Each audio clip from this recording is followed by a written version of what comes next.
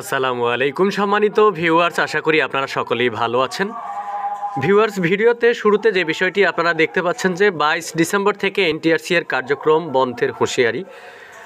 তো ভিডিওটি না টেনে সম্পূর্ণ ভিডিওটি দেখলে আপনারা বিষয়টি ভালোভাবে বুঝতে পারবেন। আর ভিডিওটি দেখার আগে আপনার কাছে ছোট্ট একটি রিকোয়েস্ট, আপনি যদি আমার চ্যানেলে নতুন হয়ে থাকেন তাহলে চ্যানেলটি সাবস্ক্রাইব করে পাশে থাকা বেল আইকনটি বাজিয়ে রাখুন। এনটিআরসি এর সকল তথ্য সবার আগে আপনি আমার এই চ্যানেল থেকে জানতে পারবেন। তো ভিউয়ার, চলুন আমরা দেখে আসি যে 22 ডিসেম্বর থেকে যে এনটিআরসি এর কার্যক্রম বন্ধের হুঁশিয়ারি দিয়েছেন সেই বিষয়ে আজকের ভিডিওতে কি থাকছে আমরা দেখে আসি। আমরা দেখি যে 1 থেকে 12তম সনদধারীদের নিয়োগের সুনিশ্চিত ঘোষণা এবং নিয়োগ প্রক্রিয়ার দুর্নীতির নিরপেক্ষ তদন্তে বিচার বিভাগীয় তদন্ত কমিশন গঠনের দাবি জানিয়েছেন চাকরি প্রত্যাশীরা। শুক্রবার বিকেল 5টায় ঢাকা বিশ্ববিদ্যালয়ের সাংবাদিক সমিতিতে আয়োজিত এক সংবাদ সম্মেলনে সব দাবি জানানো হয়। দাবি মানা না হলে আগামী 22 ডিসেম্বর থেকে অনির্দিষ্টকালের জন্য এনটিআরসি এর সকল কার্যক্রম বন্ধ করে দেওয়া হবে বলে হুঁশিয়ারি দেওয়া হয়। সংবাদ সম্মেলনে লিখিত বক্তব্য পাঠ করেন এনটিআরসি নিবন্ধিত 1 থেকে 12তম নিয়োগ প্রত্যাশী শিক্ষক পরিষদের প্রধান সমন্বয়ক জিএম ইয়াসিন ও সংগঠনটির প্রধান উপদেষ্টা আমির আহসাব। লিখিত বক্তব্যে বলা হয়, নিয়োগ দেওয়ার নামে আকাশচুম্বী দুর্নীতি ও এক বিরল প্রতিষ্ঠানের নাম এনটিআরসি, যাকে আমরা বলে থাকি অবিশ্বাসী, দুর্নীতিগ্রস্ত গবেষণাধর্মী প্রতিষ্ঠান। কারণ এ পর্যন্ত 5টি গণবিজ্ঞপ্তিতে যে নিয়োগ দেওয়া হয়েছে তার কোনো স্বচ্ছতা সুনিশ্চিত করতে পারেনি এনটিআরসি। উল্টো আওয়ামী ফ্যাসিস্ট সরকারের প্রধানমন্ত্রী শেখ হাসিনা ও শিক্ষা মন্ত্রণালয়ের সাবেক 2জন মন্ত্রী ডক্টর দীপু মনি ও ব্যারিস্টার মহিবুল হাসান নওফেলের যোগসাজশে দুর্নীতির মহোৎসব মেতে উঠেছিল। এ সময় আরও বলা হয়, এনটিআরসি এর নিয়োগের সুনিশ্চিত ঘোষণা না করা পর্যন্ত বোরাক টাওয়ারের সামনে স্কার্টন গার্ডেন রোডে আইনগত অধিকার ফিরে পাওয়ার জন্য সর্বাত্মক শান্তিপূর্ণ অবস্থান কর্মসূচি পালন করবে চাকরি প্রত্যাশীরা।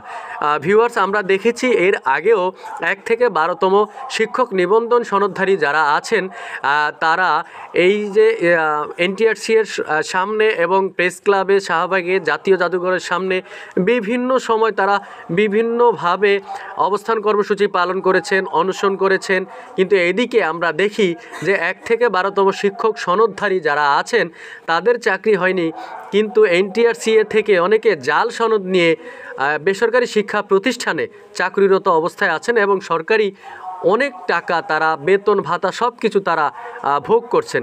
যদিও আমরা দেখেছি কিছুদিন আগে থেকেও যে এই যারা বেসরকারি শিক্ষা প্রতিষ্ঠানে জাল সার্টিফিকেট দিয়ে চাকরি করছেন তাদের নামের তালিকা প্রকাশ করা হচ্ছে এবং সরকারি যে তারা বেতন ভাতা দিয়ে যা নিয়েছেন সেগুলো ফেরত দিতে, সেই সাথে তাদের নামে যে ফৌজদারি মামলা হবে সেরকম একটি সংবাদ আমরা সামাজিক যোগাযোগ মাধ্যমে বা বিভিন্ন পত্রপত্রিকায় দেখেছি।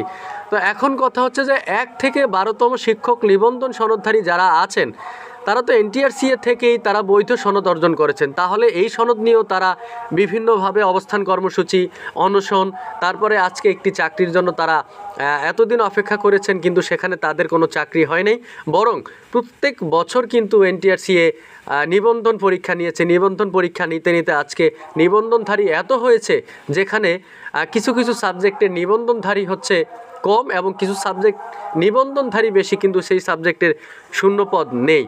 তো সেইটি থেকে আমরা দেখেছি, আবার কিছুদিন আগের ভিডিওতে আপনারা দেখেছেন যে এখন থেকে আবার এনটিআরসি নতুন সিদ্ধান্তে যেতে চায় যে এনটিআরসি এর শিক্ষক নিবন্ধন পরীক্ষা সবাই দিতে পারবে না, কারণ যেই সাবজেক্টের শূন্য পদ থাকবে না সেই সাবজেক্টের নিবন্ধন পরীক্ষা দিতে পারবে না, সেটা হয়তো 19তম শিক্ষক নিবন্ধন থেকে শুরু হতে পারে।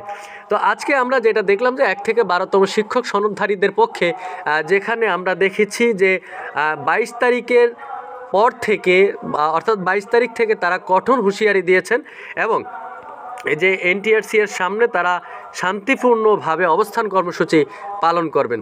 তো সেটা দেখা যাক। এখন এই 1 থেকে 12তম শিক্ষক নিবন্ধন সনদধারী যারা আছেন তারা অনেক অপেক্ষা করেছেন, অনেক কথা শুনেছেন, অনেক ধৈর্য ধরেছেন, এনটিআরসি এর পক্ষ থেকে অনেক আশ্বাস দেওয়া হয়েছে, সেই জন্য তারা অপেক্ষা করেছেন। কিন্তু সব শেষে আজকে আমরা দেখি যে এই এনটিআরসি এর 1 থেকে 12তম শিক্ষক সনদধারী যারা আছেন তারা আর বসে থাকতে চান না। 22 তারিখে তারা অবস্থান কর্মসূচি পালন করবেন।